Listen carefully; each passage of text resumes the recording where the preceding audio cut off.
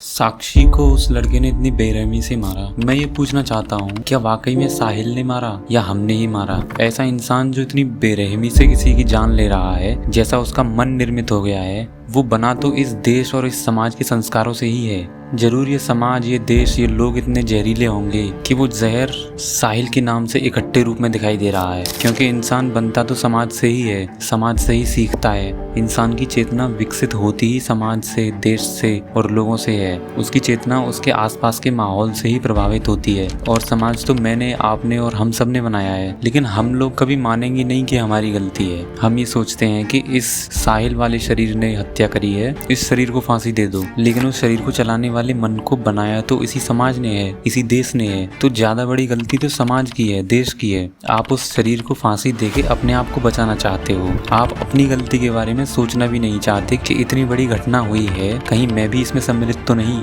लगता ही नहीं कि हमारी भी गलती हो सकती है इसमें, क्योंकि प्रत्यक्ष नहीं है। जरा अपनी तरफ भी तो देखिए साहब, क्या आप में भी वो हत्यारा नहीं छुपा है? क्या थोड़ी सी परिस्थितियां बदलने पर आप भी किसी की जान लेने पे उतारू नहीं हो जाएंगे? आप भी हत्यारे बन जाएंगे। किसी की छोटी सी गलती से तो इंसान आग बबूला हो जाता है और भयानक मारपीट तक हो जाती है। देखते ही होंगे आप सड़क पे, बसेस में, तो कैसे उसके भीतर एक हत्यारा नहीं छुपा है। हर इंसान में हत्यारा छुपा है और वो सभ्यता का नकाब ओढ़े हुए है। लेकिन हम दूसरों को गाली दे देते हैं, अपने भीतर झांकते ही नहीं। साहिल आप में से ही निकला है। देखिए, इंसान जहाँ पैदा और बड़ा होता है ना, वहीं की उस पर छाप होती है। उस इंसान के कर्म, बोल, रहन सहन पूरा का पूरा वहाँ के माहौल को दर्शाते हैं। जिस देश में हर कोई गुंडागर्दी और मार देने और गोली चलाने वाले गाने सुनता हो और उससे अपने आप को महान साबित करने की कोशिश करता हो, वहाँ ये सरेआम हत्याएं ना होंगी तो और क्या होगा? जिस देश में हर दूसरा गाना बदमाशी, हत्या करने, मारपीट और गोली से उड़ा देने को ग्लोरीफाई करते हुए बनता हो, वहाँ क्यों नहीं होगा ये? पूरा देश बदमाशी के गाने सुनकर ये अनुभव करता है कि मैं बड़ा हूँ और मुझसे भी कोई उल्टी सीधी बात नहीं कर सकता, वरना मैं भी ऐसे ही गोली से उड़ा दूंगा। मैं कोई दया करुणा नहीं दिखाऊंगा। दया करुणा तो कमजोरों के गुण होते हैं और मैं कमजोर नहीं हूँ। सब गुंडे बदमाश जैसे अपनी पर्सनैलिटी बनाए हुए हैं। सब दिखावा करना चाहते हैं कि मैं भी बदमाश जैसा लगूं, ताकि मेरे से कोई पंगा न ले सके। अब दिखाने में और करने में ज्यादा दूरी नहीं है, क्योंकि तुम बदमाश होना चाहते हो तभी तो तुम दिखा रहे हो। पर सामाजिकता की वजह से, कायदे कानून की वजह से उस चाहत को दबाए हुए हो। तुम्हें बदमाशी के विजुअल्स बहुत अच्छे लगते हैं जो तुमने मूवीज और गानों में देखे सुने हैं, जिसमें हर तीसरे सेकंड में गोली चलती है। उन मूवीज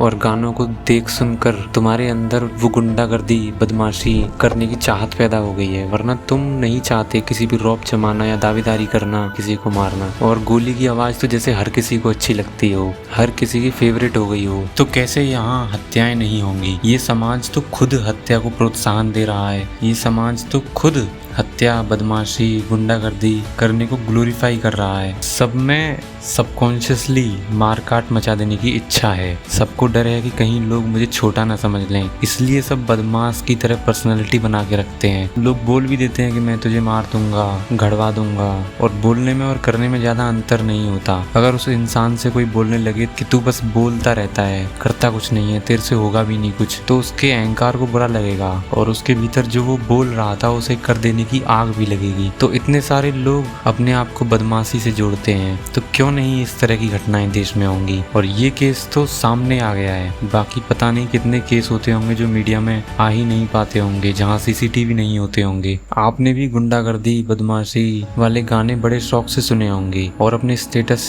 स्टोरीज पे लगाए होंगे और अपने भीतर ये भाव लाया होगा कि एक लिमिट के बाद मैं भी मार दूंगा, हत्या कर दूंगा, मेरे से भी सबको डर के रहना चाहिए। देखिए, इसकी शुरुआत यहाँ से होती है कि इंसान डरा हुआ है कि कोई उसे कमजोर ना समझ ले। ये बात इंसान में शुरू से ही होती है और ये बात इसलिए भी पनप जाती है क्योंकि सबको दूसरे से खास बनना है, दूसरे से बेहतर बनना है। तो इंसान इस हीन भावना से ग्रसित है कि कोई मुझे तुच्छ, छोटा, मामूली न समझ ले, और इसलिए इंसान को ये जरूरत पड़ती है कि वो खुद को बड़ा दर्शाए और दूसरों के मन में एक भय पैदा करे कि मेरे को कमजोर या छोटा मत समझ लेना। और इंसान को पता है कि सबको मरने का तो डर होता ही है, तो वो अपनी कमजोरी को छुपाने के लिए एक खेल खेलता है। वो कहता है कि मेरे से भी कोई बदतमीजी करेगा, मुझे भी कोई न कोई छोटा समझेगा, मेरी भी इज्जत नहीं करी जाएगी, तो मैं एक काम करता हूँ, मैं एक ऐसी पर्सनैलिटी ओढ़ लेता हूँ जो कि मार काट मचा देने वाली और गुंडा, डॉन, बदमाश की सी लगती हो, जिससे कि मैं सामने वाले के भीतर अपना डर बिठा सकूं,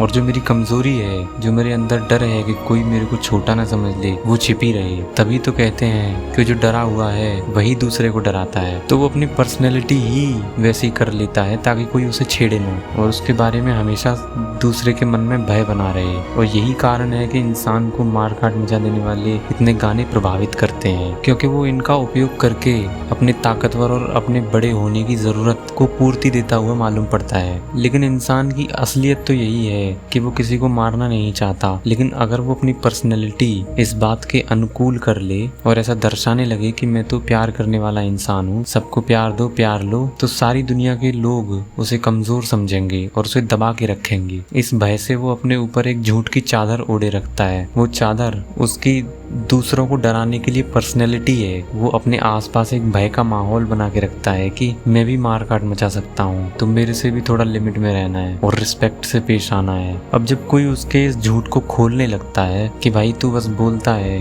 कुछ करता नहीं, बस ऐसे ही डराने के लिए बोलता है, अब उसके लिए ये जरूरी हो गया है अपने को सही साबित करना, क्योंकि झूठा रहना किसी को पसंद नहीं है। अब उसे मारना पड़ेगा किसी को, तभी तो वो साबित कर पाएगा कि मैं सही हूँ। वो मैं जो मार मूर देने की बातें बोलता था वो मैं ऐसे ही नहीं बोलता था, देखो मैंने कर दिया। और वो इंसान हत्यारा बन जाता है। तो इंसान हत्यारा झूठ को सही साबित करने के लिए बन जाता है, वरना कोई हत्यारा बनना नहीं चाहता। और साहिल ने पुलिस के पकड़ने पर भी कोई गलती का एहसास नहीं दिखाया, क्योंकि दिखा दिया तो उसका अहंकार झुक जाएगा ना, और झुकना उसने कभी सीखा नहीं इस समाज से, गानों से, मूवीज से।